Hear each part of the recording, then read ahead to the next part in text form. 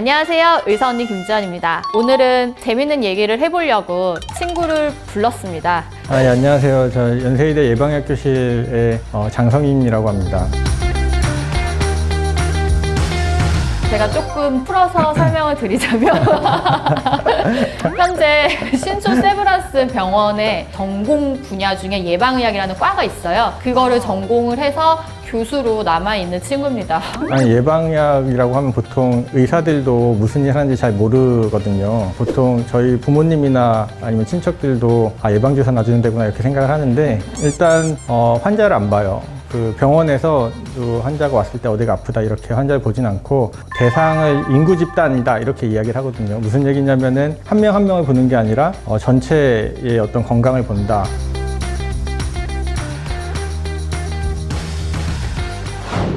우리가 병동에 입원을 하는 경우가 대부분이죠. 일반 병동에 입원을 하면은 항상 환자들이 아니면 환자 보호자들이 하는 불만이 있었어요. 그게 내가 이런 부분이 아파서 이런 큰 병원에 왔는데 왜 이렇게 의사를 보기가 힘드냐. 의사들이 있는데 내 의사는 아니야 다. 맞아, 나랑 맞아. 관련해서 물어보면 모르겠고 의사는 지나가는데 나에 대해서 아는 사람은 없고 물어볼 의사도 없고. 그러다 보니까 환자들이 이제 오해도 많이 생기고 아니 왜 이렇게 나를 방치하냐 아니면 이런 것들이 이제 많이 힘들고 아니면 뭐 수술한 부분에서 뭐가 이렇게 피가 좀 나거나 이래서 좀 빨리 처치를 해줬으면 좋겠는데 그래서 간호사 선생님한테 얘기를 하면은 해줄 수 있는 건 다 해주지만 또 해줄 수 없는 부분에 의사 선생님 불러주겠다 얘기를 했는데 안 와요. 100년 걸리고 올 때까지 100년 걸리고 100년보다 좀 더 걸리는 것 같아요. 그래서 이런 어떤 방치되어 있는 어떤 처치 같은 것들이 부작용이 생기는 거예요. 감염이 생기거나 그런 것들에 대한 문제들이 이제 점점 제기가 크게 된 거죠. 근데 이거는 저도 진짜 재미없을 것 같아요. 잠깐 졸았어. 잠깐 그러니까 졸았어.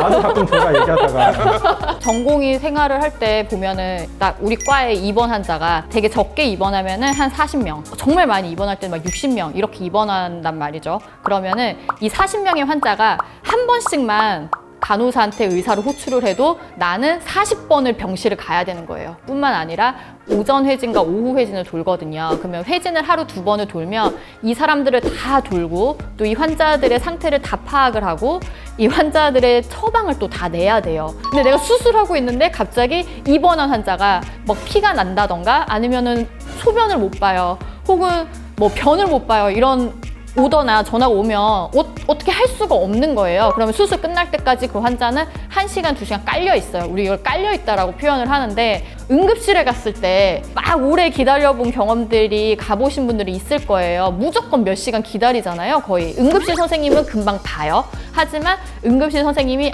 곧 정형외과 선생님 내려오실 거예요. 곧 산부인과 선생님 오실 거예요. 뭐 이렇게 얘기를 하는데 그분들이 내려오는데 몇 시간이 걸려요. 그래서 항상 응급실에서도 환자들이 좀 깔려 있게 되고 입원한 환자들도 의사를 잘 만나기가 쉽지 않고 바로바로 의사하고 소통을 못하게 되는 거죠. 이런 식으로 되다 보니까 좋은 사람이 아무도 없어요. 전공인 전공이대로 힘들어, 환자는 환자대로 힘들어, 교수님들도 교수님대로 힘들고 간호사는 시달리니까 힘들어.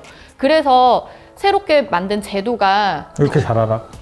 난 전공이었으니까 이거를 다 몸이 10개라도 모자라 하루 24시간이 진짜. 모자라 했으니까 입원 전담 전문의라고 하는 제도가 지금 시범 사업 중에 있습니다. 전문의가 이미 전문의 자격증을 딴 전문의가 병동에 상주하는 거예요. 항상 환자들이 필요로 할 때 바로바로 이제 병동에 있으니까 얼마나 뭐 금방 얘기를 할 수 있어요. 지나가다가 물어볼 수도 있고 굉장히 이상적인 건데 시범 사업으로 하고 있는 거죠. 이거는 너무나 이상적인 제도고 솔직히 당연히 있어야 되는 제도라고 나는 개인적으로 생각을 해. 언제 시작해 이거? 원래 올해 그 1월 달부터 본 사업을 가려고 했어요. 1월 달 본 사업이 돼야지 3월 달부터 병원들이 전문의들이 이제 새로 전문의 되는 사람을 고용할 수 있는 그런 그 타이밍이 되는데 코로나가 터졌네. 코로나가 터지면서 결정해준 땅땅땅 때려주는 건정심이라고 하는 그 위원회가 있는데 그게 안 열리는 거야 계속.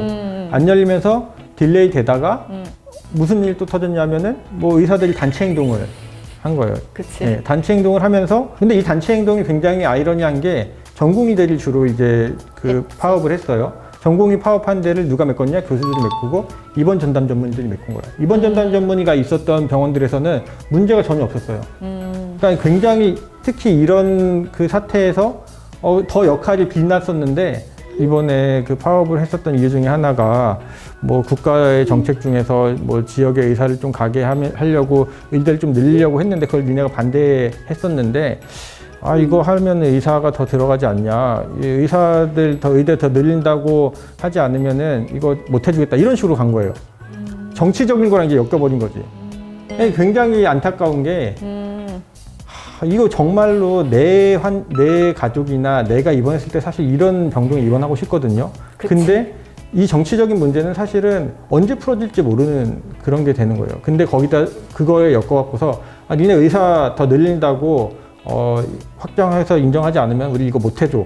이거는 의사만을 위한 게 아닌데 이건 사실은 환자를 위한 거고, 그리고 아까 말씀드린 것처럼 의사 파업이나 뭐 이런 거 했을 때도 더 환자를 보호하는 그런 장치였었던 거고, 지역 간의 격차 같은 것들도 더 줄여주는 그런 거고, 간호사들이 힘들어서 맨날 간호사들 예전에 뭐 이렇게 잘못된 어려운 선택을 하시고 이랬던 일이 있을 때도 아 이게 어떤 그런 방법 해결책이지 않냐라고 제시됐던 건데, 그 건정심이라고 하는 구조가 전혀 전문적이지 않고 그런 정치적인 요소가 이슈를, 너무 많이 들어가 있는 거예요. 그러니까 너무 이제 안타까운 거지. 왜냐면 이걸로 병원이 돈을 더 버는 것도 아니고 의사들이 더 이득이 되는 것도 아니고, 이런 제도가 없어도 어차피 병원은 돌아가고, 이제 전공의들도 그 노동법 때문에 요즘 전공의들은 저 때처럼 힘들지 않거든요. 그냥 시간 되면 땡 하고 환자를 놔버려요. 그래서 더 요즘 더 안 좋다고 하더라고요. 그렇기 때문에 의사들은 어차피 자기 돈 벌 거 찾아서 다 알아서 돈 잘 벌고요. 할 거 알아서 다 하고 병원도 알아서 다 잘 돌아가요.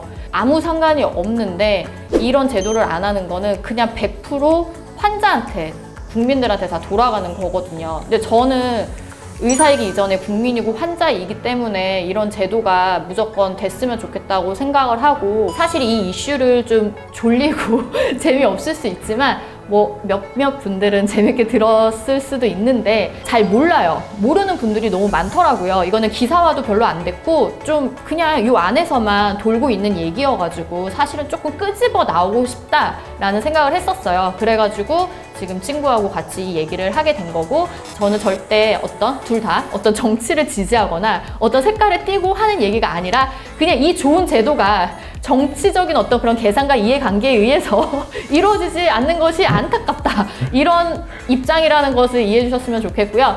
모르셨던 분들도 이런 부분에 대해서 조금 관심을 갖고 우리나라가 더 좋은 의료 제도를 찾아가는데 관심을 더 가져주셨으면 좋겠습니다. 힘이 되어주시면 더 감사하고요. 아무 잘못이었어요. 다 제 탓이에요. 여기로 가세요. 세브란스. 오늘도 열심히 들어주셔서 감사하고요. 침 닦고 눈곱 떼고 다음 시간에도 또 만나요. 감사합니다.